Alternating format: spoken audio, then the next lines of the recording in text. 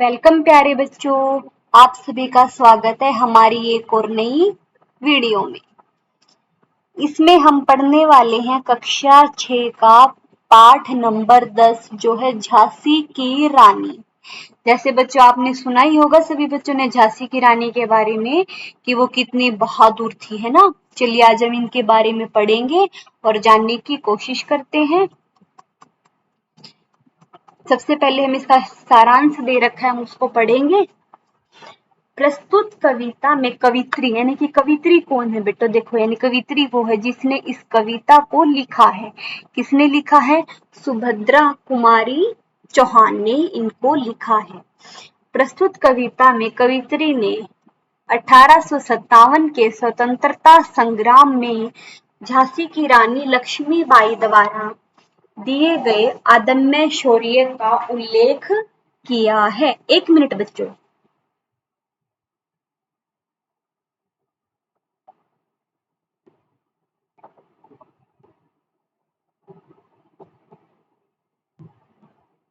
चलिए शुरू करते हैं। आइए सभी बच्चे।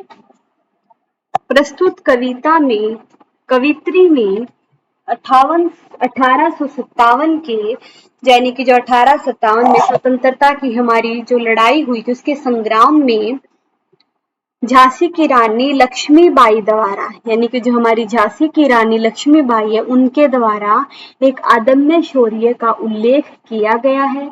और इस युद्ध में लक्ष्मीबाई ने अपनी अद्भुत युद्ध कौशल और साहस का परिचय देकर बड़े बड़े वीर योद्धाओं को भी हैरान कर दिया है। यानी कि लक्ष्मीबाई ने बड़े बड़े वीर योद्धाओं को भी हराकर यह दिखाया है कि वो कितनी बहादुर और साहस वाली है। उनकी वीरता और पराक्रम से उनके दुश्मन भी प्रभावित हुए हैं, यानी कि उनकी जो वीरता से जो उनके दुश्मन थे वो भी बहुत प्रभावित हुए हैं, उन पर भी बहुत असर पड़ा है। उन्हें बचपन से ही तलवारबाजी, घुड़सवारी, तीरंदाजी और निशानेबाजी का शौक था। वह बहुत छोटी उम्र में ही युद्ध विद्या में परंपरागत हो गई थी, यानी कि युद्ध वगैरह की चीजों में इनमें परंपरागत हो गई थी, यानी कि सीखने लगी थी। अपने पति की असमय मृत्यु के बाद यानी कि जब उनके पति समय से पहले ही गुजर गए थे, उनकी समय से पहले ही मृत्यु हो गई थी के बाद उन्होंने एक कौशल शासक की तरह यानी कि एक बहादुर शासक की तरह झांसी का राजपाट संभाल। झांसी बेटा एक जगह का नाम, इसलिए उसको बोलते हैं झांसी की रानी, यानी कि वो झांसी की क्या है? रानी है, वहां की रानी है। तो उन्होंने झांसी का राजपाट संभाल लिया था तथा अपनी अंतिम सांस तक अपने राज्य को बचाने के लिए अंग्रेजों से बहुत ही वीरता के साथ लड़ती रही थी। और उनके पराक्रम की प्रशंसा उनके शत्रु भी करते हैं, यानी कि जो उनके दुश्मन है ना, उनकी वीरता की प्रशंसा वो भी करते हैं। चलिए बच्चों, ये था हमारा एक छोटा सा सारांश जिसको हमने पढ़ा है और समझ लिया है। आगे हम कविता को पढ़ेंगे और इसके भावार्थ को यानी कि इसके अर्थ को जानने की कोशिश करेंगे। सिंहासन हिल उठे, राजवंशों ने भ्रिकुटी तानी थी। बूढ़े भारत में भी आई फिर से नई जवानी थी। घूमी हुई आजादी की कीमत सबने पहचानी थी। दूर फिरंगी को करने की मन सबने मन में ठानी थी। चमक उठी 57 में वह तलवार पुरानी थी। मुंदेले मुँह हर बोलो के मुँह हमने सुनी कहानी थी। खूब लड़ी मर्दानी वह तो झांसी वाली रानी थी।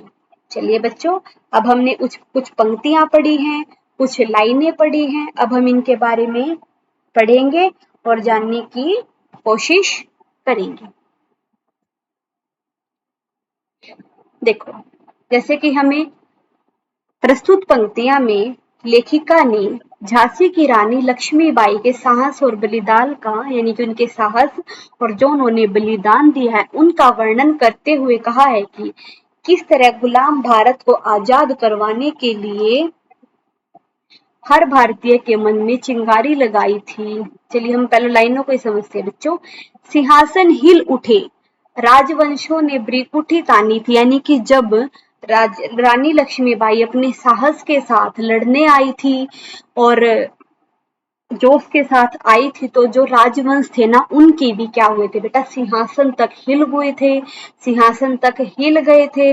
और हमारी जो लक्ष्मीबाई है, रानी लक्ष्मीबाई है, उसके साहस और उसके बलिदान को देखकर वो भी क्या गए थे, घबरा गए थे, चिंतित हो गए थे, जिन्होंने अपनी भ्रिकुटी तान रखी थी ना बच्चों, अब हम सब कुछ कर सकते हैं, सब राज्य हमारा है, तो उन अंग्रेजों के भी, उन राजवंशों के भी उन्होंने क्या किए थे, बिल्कुल सिंहासन हिला दिए थे। बूढ़े भारत में भी आई फिर से नई जवानी थी, यानी कि जो बूढ़े भारत है, यानी कि जो भारत में बूढ़े बूढ़े भी लोग हैं ना, भारत में जो डरे हुए भी लोग हैं, उनमें भी एक साहस आया था, यानी कि ऐसा लग रहा था कि बूढ़े भारत में भी एक नई जवानी आई है, भारत भी नया जवान हो रहा है, सभी लोगों में साहस और एक उम्मीद की किरण पैदा हुई है। गुमी हुई आजादी की कीमत सबने पहचानी थी, यानी कि जो उनकी आजादी गुम गई थी, आजादी छिन गई थी, सबने अपनी आजादी को समझ लिया था, उसकी कीमत को पहचान लिया था कि आजादी हमारे लिए कितनी जरूरी है, कितनी अहम है। तो सबने भी जो हमारी गुमी हुई, जो हमारी खत्म हुई, हमारी बेकार हुई आजादी है, उसकी कीमत सबने पहचान ली थी।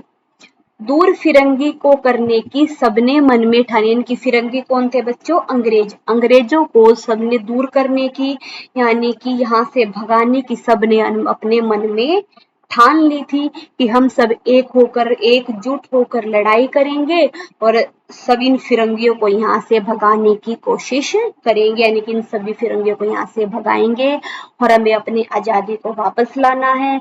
और इन सारी बातों से भी ऐसा लग रहा था कि जैसे जो हमारा बूढ़ा भारत है, यानी कि जो इतने सालों से आजाद है, उसमें भी एक नई तरह की जवानी आ गई थी।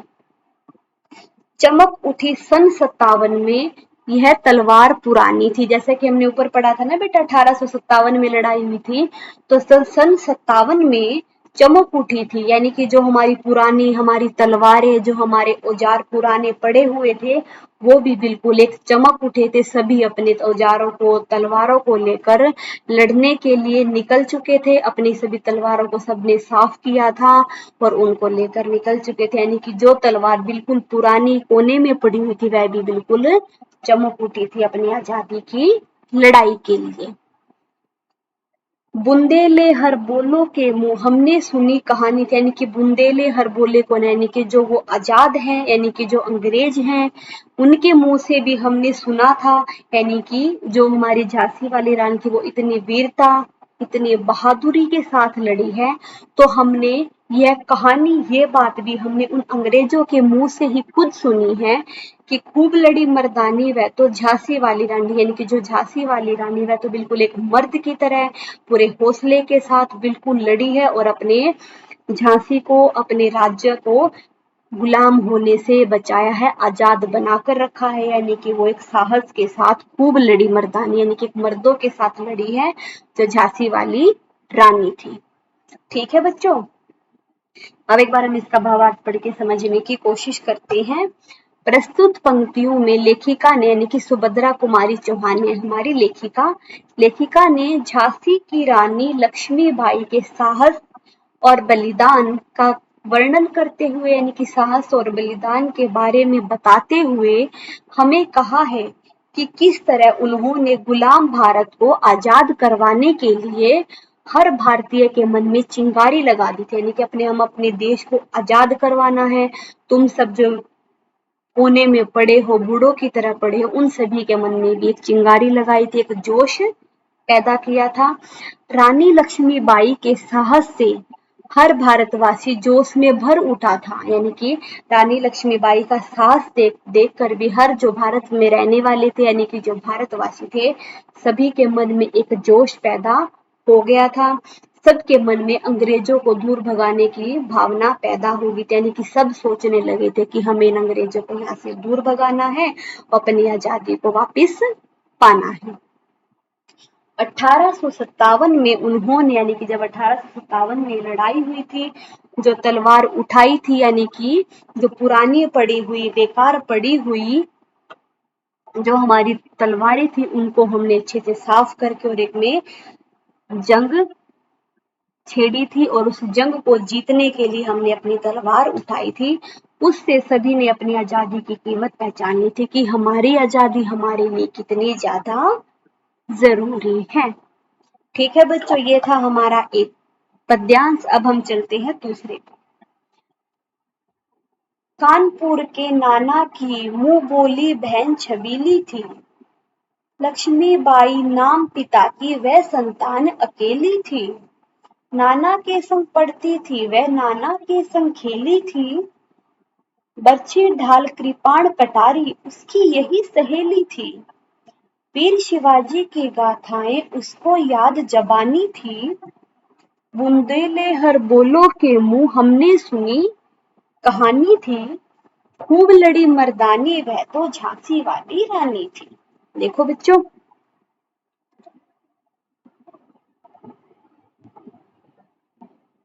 कानपुर के नाना यानी कि जो कानपुर के नाना थे वह उनकी एक मुंह बोली बहन थी। यानी कि जो कानपुर के नाना थे वो लक्ष्मीबाई को अपनी मुंह बोली बहन वो कहते थे, उसे अपनी बहन मानते थे। यानी कि जो कानपुर के पूरे कानपुर के जो एक नाना थे वह उनकी मुंह बोली बहन थी। और जो रानी लक्ष्मीबाई है वह अपने पिता की भी एक अकेली ही संतान थी, उसकी कोई और भाई बहन नहीं थे। वह अपने नाना के संग ही पढ़ती थी, यानी कि जो उसके भाई थे यानी कि कानपुर के नाना थे उनके संग ही पढ़ती थी और उनके साथ ही खेलती थी। बर्छी ढाल कृपाण कटारी यानी कि जो बहन की जो तलवार है, यानी कि जो जंग से छेड़ने वाले जिनसे लड़ाई करते हैं बच्चों वो औजार होते हैं, उन सभी के नाम कटारी है, तलवार है। कटारी तो किसको बोलते हैं? तलवार को। यानी कि तरपाल ढाल ये सारी उसकी क्या थी? सहेली थी। यानी कि बचपन में भी वो इन्हीं सब चीजों के साथ खेलती थी। यानी कि बचपन में लड़कियां तो बेटा क्या करती हैं? गुड़िया गुड्डे इन सभी के साथ खेलती है, लेकिन जो रानी लक्ष्मीबाई थी उनकी तो बचपन की खिलौने ही तलवारें थी। वो तो बचपन में खेलती ही तलवारों के साथ थी। और जो उसके नाना थे यानी कि जो उसके मुझे जो अपने उसे वो अपनी मुंह बोली बहन मानते थे उसी के साथ वो पढ़ती थी, उसी के साथ वो खेलती थी, क्योंकि वह अपने पिता की इकलौती ही संतान थी। वीर शिवाजी की गाथाएं उसको याद जुबानी थी। यानी कि जो वीर शिवाजी है हमारे उसकी कहानियां उसकी गाथाएं उसको बिल्कुल मुंह जुबानी याद थी, बिना देखे याद थी। बुंदेले हर बोलो के मुंह हमने सुनी कहानी थी। यानी कि जो बुंदेले हर बोले हैं यानी कि जो अंग्रेज हैं जिन्होंने हमारे देश को आजाद किया, हमने खुद उन्हीं के मुंह से यह कहानी सुनी है, यह बात सुनी है कि खूब लड़ी मर्दानी वह तो झांसी वाली रानी थी। कि वह मर्दानी तो बिल्कुल खूब लड़ी है, मर्दों की तरह लड़ी है, एकजुट होकर लड़ी है। कि जो कौन थी? जो झांसी की रानी थी वह बिल्कुल बहादुर थी। ओके बच्चों, चलिए अब इसके भावार्थ को पढ़ते हैं। प्रस्तुत पंक्तियों में लेखिका ने कहा है कि कानपुर के नाना साहिब ने बचपन में ही रानी लक्ष्मीबाई की अद्भुत प्रतिभा से प्रभावित होकर उन्हें अपनी मुंह बोली बहन बना लिया। यानी कि जो रानी लक्ष्मीबाई बचपन में थी, छोटी सी थी, तब से ही उसकी उन जोश और साहस को देखकर, उसकी अद्भुत प्रतिभा को देखकर उसने अपनी मुंह बोली बहन बना लिया था। नाना साहेब उन्हें युद्ध विद्या की शिक्षा भी दिया करते थे। यानी कि युद्ध के बारे में बताते थे, कैसे हमें लड़ाई करनी है, कैसे हमें दुश्मनों से विजय प्राप्त करनी है, इन सभी के बारे में ही उन्हें शिक्षा दिया करते थे। लक्ष्मीबाई बचपन से ही बाकी लड़कियों से बिल्कुल अलग थी। वो गुड्डे गुड़ियों की बजाय, यानी कि लड़कियां बचपन में तो क्या करती है? गुड्डे गुड़ियों के साथ खेलती है। वो गुड्डे गुड़ियों की बजाय तलवार, कृपाण, तीर, बर्छी इन्हीं सभी चीजों के साथ खेला करती थी। इन्हें ही अपने बचपन में अपने खिलौने बनाकर रखती थी। ये था हमारे इस पद्यांश का भावार्थ। आगे हम तीसरे पर चलते हैं, इसको पढ़ते हैं और समझते हैं। कुछ ज्यादा याद है आगे बच्चों। लक्ष्मी थी या दुर्गा थी, वह स्वयं वीरता की अवतार। देख मराठे पुलकित हुए उसकी तलवारों के वार। नकली युद्ध व्यू की रचना और खेलना खूब शिकार। सैन्य गिरना दुर्ग तोड़ना ये थे उसके प्रिय खिलवाड़। महाराष्ट्र कुल देवी उसकी भी आराध्य भवानी थी। बुंदेले हर बोलो के मुंह हमने सुनी कहानी थी।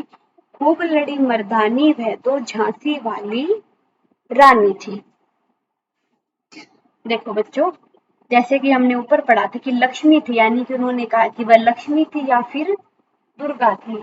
लक्ष्मी हो या फिर दुर्गा हो, लेकिन वह तो स्वयं में ही वीरता यानी कि बहादुरी के रूप में एक अवतार बनाई गई थी। इतना उसमें साहस और इतना बहादुर था कि हम उसको लक्ष्मी कहें या फिर दुर्गा कहें। देख मराठे पुलकित हुए उसकी तलवारों के बारे, यानी कि मराठे कौन थे बच्चों? जो वो अंग्रेज थे जिन्होंने हमारे देश को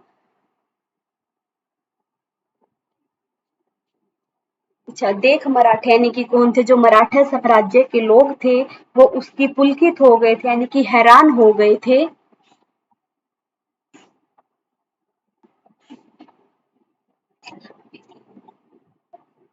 देख मराठे जो थे यानी कि मराठे साम्राज्य के लोग थे, यानी कि खुश हो गए थे, हैरान हो गए थे उसकी तलवारों के वारों को देखकर, यानी कि जैसे वो अपनी तलवार से वार कर रही थी, उन सभी को मार के गिरा रही थी, उसको देखकर बिल्कुल हैरान हो गए थे। नकली युद्ध व्यू की रचना और खेलना खूब शिकार, यानी कि जो उन्हें ये जो नकली युद्ध व्यू की रचना की गई थी, जैसे कि वो खेल खेल में भी ऐसी लग रही थी जैसे कि असली का ही युद्ध लड़ रही है। सैन्य घेरना यानी कि सैन्य के यानी कि सेना के सारे लोगों को घेरना, दुर्ग को तोड़ना, ये उसे के क्या थे? सभी प्रिय खेल थे। इन्हीं को यह बहुत ज्यादा चाव से, बहुत ज्यादा खुश होकर इन्हीं सभी खेलों को खेला करती थी।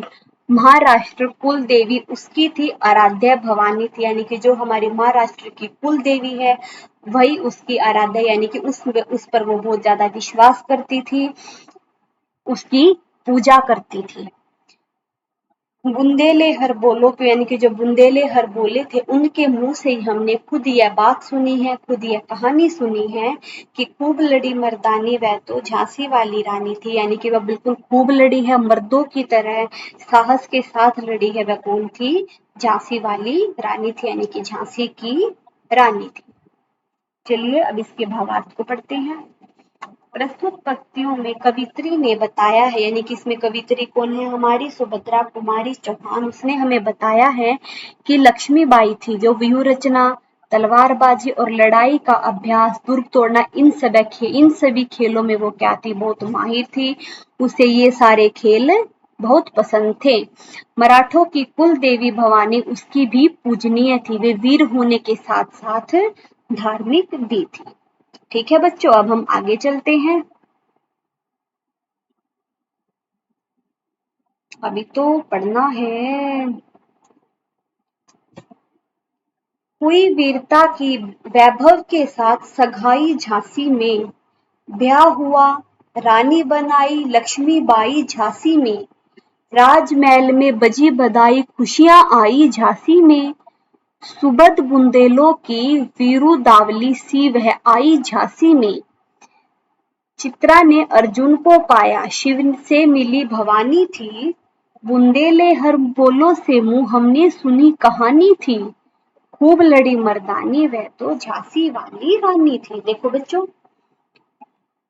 हुई वीरता के वैभव, यानी कि जो वीरता के वैभव है, यानी कि वो एक राजा थे बच्चों, जो वीर थे यानी कि हमेशा जीतने वाले थे, यानी कि कौन थे वो? श्री गंगाधर राव। कौन थे? झांसी के राजा थे। कौन थे झांसी के राजा? श्री गंगाधर राव, यानी कि जो वीरता के वैभव थे, जो हमेशा वीर थे, लड़ाई यानी कि युद्ध योद्धा थे हमारे, यानी कि वीरता का वैभव से मतलब है हमारे योद्धा थे। कौन थे वो? श्री गंगाधर राव के साथ उनकी सगाई हो गई थी झांसी में, और फिर उनका ब्याह हुआ था, और वह झांसी में रानी यानी कि लक्ष्मीबाई झांसी में रानी बनकर आई थी, इसलिए उसका नाम क्या बन गया था? रानी लक्ष्मीबाई। राजमहल में यानी कि जो उसके राजमहल में क्या हुआ था? खुशियां आई थी, बधाइयां बज रही थी, ढोल नगाड़े बज रहे थे झांसी में, यानी कि जो वीरता के वैभव थे उसके, यानी कि गंगाधर राव के साथ उसकी सगाई हो गई थी झांसी में, और फिर उनका ब्याह हुआ और वह रानी बनकर आ गई थी झांसी में, और राजमहल में बधाइयां बज रही थी, खुशियां हो रही थी, मिठाइयां बट रही थी झांसी में। और सुबध बुंदेलों की विरुद्ध वाली सिवाय आई, यानी कि सुबध बुंदेलो यानी कि जो बुंदेलों को भी खुश करके आई थी अपनी तलवार के वारों के साथ, वह कहाँ आ गई थी? झांसी में आई थी। चित्रा ने अर्जुन को पाया, यानी कि ऐसा लग रहा था जैसे कि चित्रा ने अर्जुन को पा लिया है और शिव से भवानी मिल गई है। ऐसे ही झांसी और बाल गंगाधर का, झांसी और गंगाधर राव का मिलन हो गया। जैसे चित्रा ने तो अर्जुन को पा लिया है और शिव ने भवानी को पा लिया है। बुंदेले हर बोलो के मुंह, और जो बुंदेले हैं हर बोले के मुंह से हमने यह खुद कहानी सुनी है, यह बात सुनी है कि खूब लड़ी मर्दानी वह तो झांसी वाली रानी थी, कि वह तो खूब लड़ी है, बिल्कुल मर्दों के साथ साहस के साथ लड़ी है। वह कौन थी? झांसी की रानी थी। चलिए इसका भावार्थ पढ़ते हैं। प्रस्तुत पंक्तियों में कवित्री ने लक्ष्मीबाई के झांसी के राजा गंगाधर राव के साथ विवाह का उल्लेख किया है। उनकी जोड़ी तो शिव पार्वती और अर्जुन चित्रा की उपमा दिखाई गई, यानी कि उनकी जोड़ी तो बिल्कुल ऐसी लगी जैसे शिव पार्वती की और अर्जुन चित्रा की जैसी जोड़ी लग रही है। उसके आने से झांसी में खुशियां और सौभाग्य आ गया है। ठीक है बच्चों, अब हम अगला पैरा है हमारा। उदित हुआ सौभाग्य, मुदित महलों में उजियाली छाई, किंतु काल गति चुपके चुपके काली घटा घेर लाई। तीर चलाने वाले कर में उसे चूड़ियां कब भाई, रानी विधवा हुई हाय, विधि को भी नहीं दया आई। निसंतान मरे राजा जी, रानी शोक समानी थी। बुंदेले हर बोलो के मुंह, हमने सुनी कहानी थी। खूब लड़ी मर्दानी वह तो झांसी वाली रानी थी। देखो बच्चों, उदित हुआ सौभाग्य, ऐसा लग रहा था जैसे कि उसका भाग्य तो बिल्कुल चमक गया है। मुदित यानी कि मुद्दतों के बाद, यानी कि सालों के बाद महलों में उजाला सा आया है, महलों में खुशियां आई है, महलों में चांदनी आई है। किंतु लेकिन काल गति है जो हमारी, चुपके चुपके काली घटा घेर लाई, यानी कि जो हमारा काल है, जो बुरा समय है, उनका तो पता ही नहीं चला। वह चुपके चुपके से धीरे धीरे से जैसे कि महल पर काली घटा छा गई है, दुखों के बादल छा गए हैं। तीर चलाने वाले कर में, यानी कि तीर चलाने वाले हाथों में उन्हें चूड़ियां क्यों अच्छी लगने लगी? जिन हाथों से वो लड़ाई करती थी, तीर चलाती थी, उन हाथों में उसने कभी चूड़ियां पहनी ही नहीं। रानी विधवा हुई तो क्या हुआ? रानी विधवा हो गई। हाय, विधि को भी नहीं दया, रानी विधवा हो गई तो क्या भगो, यानी कि विधि का जो विधान होता है उसे भी रानी पर बिल्कुल भी दया नहीं आई, कि अभी तो उसकी रात शादी हुई थी, चूड़ियां पहनने की उम्र में उसके हाथों में तलवार थमा दी गई। निसंतान मरे राजा जी, रानी शोक समानित, यानी कि अभी तक तो राजा को कोई संतान भी पैदा नहीं हुई थी, वह निसंतान ही मर गए थे और रानी शोक में समा गई थी, यानी कि शोक में डूबी हुई थी। और बुंदेले हर बोलो के मुंह से ही हमने यह कहानी सुनी है कि वह तो खूब लड़ी है, मर्दों के साहस के साथ लड़ी है, वह तो झांसी की रानी है। इसका भावार्थ है, प्रस्तुत पंक्तियों में लक्ष्मीबाई के जीवन के कठिन समय का वर्णन किया गया है। उसमें उसकी पति की असमय मृत्यु के बाद रानी अत्यंत दुखी हो गई थी, उसकी कोई संतान भी नहीं थी और वह झांसी को संभालने के लिए, यानी कि उस राज्य को संभालने के लिए बिल्कुल अकेली रह गई थी। चलो बच्चों आगे पढ़ते हैं। बुझा दीप झांसी का तब, ढैलोजी मन में हर्षाया, राज्य तड़प करने का उसने यह अच्छा अवसर पाया। फौरन फौजे भेज दूर पर अपना झंडा फहराया, लावारिस का वारिस बनकर ब्रिटिश राज्य झांसी आया। अश्रुपूर्णा रानी को देखा, झांसी हुई वीरानी थी। बुंदेले हर बोलो के मुंह, हमने सुनी कहानी थी। खूब लड़ी मर्दानी वह तो झांसी वाली रानी थी। देखो बच्चों, बुझा दीप झांसी का, यानी कि डलहौजी मन में हर्ष, यानी कि उन्हें जैसे कि जो झांसी का हमारा राजा था जो गंगाधर राव थे उनकी मृत्यु हो गई थी, लक्ष्मीबाई के पति की मृत्यु हो गई थी, तो यानी कि झांसी का दीप तो बुझ ही गया था क्योंकि वो निसंतान मरे थे, आगे उनकी संतान भी नहीं थी। झांसी का तो दीप बुझ गया है। ये खबर सुनकर जो डलहौजी थे, डलहौजी के राजा थे, वो मन में बिल्कुल खुश हो रहे थे, खुशियां मना रहे थे। राज्य तड़प करने का, यानी कि राज्य को हड़पने का, उनके राज्य को हड़पने का उसके मन में एक बहुत ही अच्छा अवसर आता है कि इससे अच्छा अवसर उनके राज्य को हड़पने का नहीं मिलेगा। फौरन फौजें भेज दुर्ग पर अपना झंडा फहरा, यानी कि जो उनके दुर्ग पर, उनके किले पर अपना फौरन अपनी फौज भेजकर, अपने आदमी भेजकर, अपने सैनिक भेजकर और वहां पर अपना झंडा फहरा दिया। लावारिस का वारिस बनकर, यानी कि जब उन्होंने सोचा झांसी का कोई लावारिस ही नहीं है, उसे उनका वारिस बनकर जो ब्रिटिश राज्य था वो झांसी पर आ गया था, उस राज्य को हड़पने के लिए, अपना हक जताने के लिए। अश्रुपूर्णा रानी ने देखा, यानी कि रानी ने आंसुओं से देखा, जो उसकी आंखों से आंसू बह रहे थे कि झांसी हुई वीरानी थी, यानी कि जो झांसी की जो रानी है वह तो बिल्कुल वीरान हो गई है, बेहाल हो गई है। बुंदेले हर बोलो के मुंह, हमने सुनी कहानी थी, यानी कि जो बुंदेले हर बोलो के मुंह से ही हमने खुद यह कहानी सुनी थी, यह बात सुनी थी कि वह तो खूब लड़ी है, साहस के साथ लड़ी है। कौन थी? जो झांसी की रानी थी।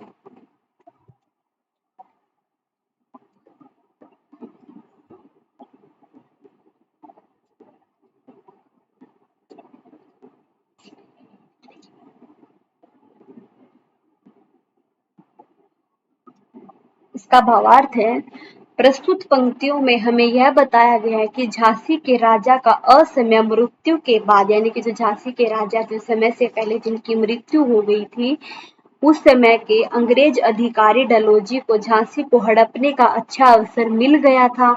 उसने अपनी सेना को अनाथ हो चुकी झांसी पर कब्जा जमाने के लिए भेज दिया था और उन्होंने वहां पर अपना झंडा फहरा दिया था। आगे चलते हैं।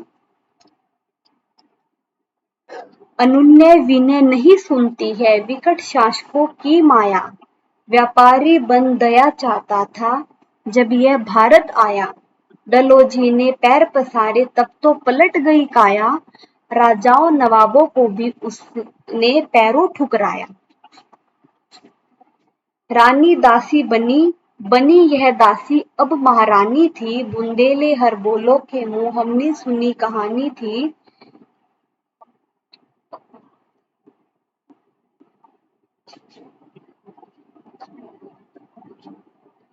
खूब लड़ी मर्दानी वह तो झांसी वाली रानी थी। देखो बच्चों, अनुन्य विनय नहीं सुनी थी। अनुन्य विनय यानी कि उन्होंने इधर उधर की बातें नहीं सुनी थी। विकट शासकों की माया, यानी कि जो विकट शासक आए थे, यानी कि बाहर के जो राज्य को हड़पने के लिए आए थे, उनका उन पर अधिकार हो गया था। व्यापारी बन दया चाहता था जब वह भारत आया, और यह जो ब्रिटिश है वो भारत आए थे और वह उनका व्यापारी बनना चाहता था। डलहौजी, यानी कि डलहौजी जो अधिकारी थे, जो अंग्रेज शासक के अधिकारी थे, पैर पसारे, यानी कि जब उनकी मृत्यु हो गई थी, अब तो काया ही पलट गई, सारा खेल ही पलट गया था। राजाओं नवाबों को भी उसने पैरों ठुकराया, यानी कि जो उनके राजा थे, जो उनके नवाब थे, उन्होंने भी उनको अपने पैरों से ठोकर मारकर ठुकरा दिया था। रानी दासी बनी, यानी कि जो रानी थी वो क्या थी? पहले तो वो दासी बन गई थी, बनी यह दासी, अब यह दासी महारानी बन गई है। अब यह दासी क्या बन गई है? महारानी बन गई है। बुंदेले हर बोलो के मुंह, हमने खुद कहानी सुनी है, उनके मुंह से बातें सुनी है कि खूब लड़ी मर्दानी वह तो झांसी वाली रानी थी, यानी कि जो अपने राज्य के लिए, अपने अधिकार के लिए लड़ी है, एक साहस से लड़ी है, वह कौन थी? झांसी की रानी थी। चलिए इसको भावार्थ को पढ़ते हैं। प्रस्तुत पंक्तियों में कवित्री बता रही है कि जो अंग्रेज लोग भारत में व्यापारी बनकर आए थे, फिर धीरे धीरे उन्होंने यहाँ के बड़े बड़े राजाओं, महाराजाओं और रानियों से दया और सहायता की भीख मांगकर उनका ही राज्य हड़प लिया था। परंतु लक्ष्मीबाई अन्य राजा रानियों से विपरीत थी, उनसे बिल्कुल अलग थी। उन्होंने विषम परिस्थितियों में भी महारानी की तरह झांसी को संभाला था। चलिए बच्चों आगे चलते हैं।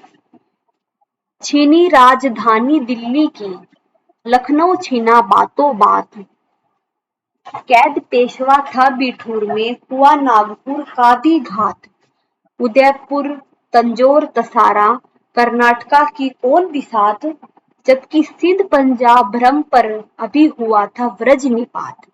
बंगाले मद्रास आदि का भी तो यही कहानी थी, बुंदेले हर बोलो के मुंह हमने सुनी कहानी थी, खूब लड़ी मर्दानी वह तो झांसी वाली रानी थी। देखो बच्चों, इसमें प्रस्तुत पंक्तियों में इसमें राज्य की कई बहुत सारे राज्यों की चर्चा की गई है, जिन्होंने अंग्रेजों द्वारा इन राज्यों को हड़प लिया है, अपने कब्जे में कर लिया है, जो कि इस प्रकार है। उन्होंने सबसे पहले तो क्या किया बेटा, जो हमारी राजधानी है, जो हमारी दिल्ली की राजधानी को छीन लिया है। लखनऊ को भी बातों बात, ऐसे पता ही लगने ही नहीं दिया, बातों ही बात लखनऊ को भी अपने कब्जे में कर लिया है। कैद पेशवा था बिठूर में, और उन्हें बिठूर को भी अपने कब्जे में कर लिया था। और नागपुर के जब उन्होंने बिठूर को ही कब्जे में कर लिया तो नागपुर को भी क्या बकसते, उसको भी क्या छोड़ते। उदयपुर, तंजौर, तसक, सतारा, कर्नाटका, इन सब को भी कौन पिसाते, यानी कि इनको भी नहीं बकसते, इनको भी नहीं छोड़ते, इन सब पर भी अपना अधिकार कर लिया था। जबकि सिंध पंजाब भरम पर अभी हुआ था व्रज निपात, यानी कि उन पर भी उन्होंने अपना कब्जा करना शुरू कर दिया था। बंगाले मद्रास आदि की भी तो वही कहानी थी, यानी कि जैसे उदयपुर, पंजाब, इन सभी को अवधि में कब्जे में कर लिया, ऐसे ही बंगाल और मद्रास की कोई अलग कहानी नहीं है, उनकी भी वही कहानी है। उन्होंने भी उसी प्रकार उसी तरीके से अपने कब्जे में कर लिया, हड़प लिया। अर्थात ऐसा कोई क्षेत्र नहीं बचा था जहां उन्होंने बेईमानी से, धोखाधड़ी से अपने कब्जे में नहीं किया हो, जिन पर अपना अधिकार नहीं जमाया हो।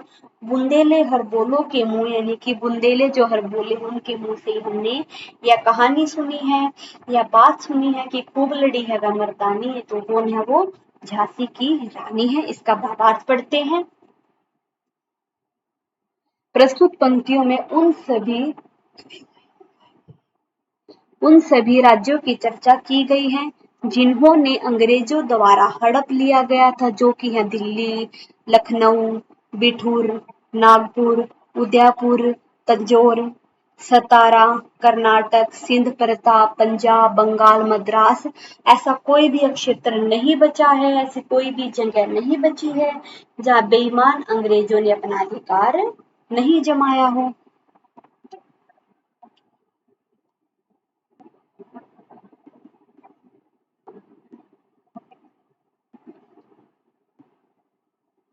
जहां अंग्रेजों ने अपना अधिकार नहीं जमाया हो। आज की वीडियो में बच्चों हम इतना ही करेंगे।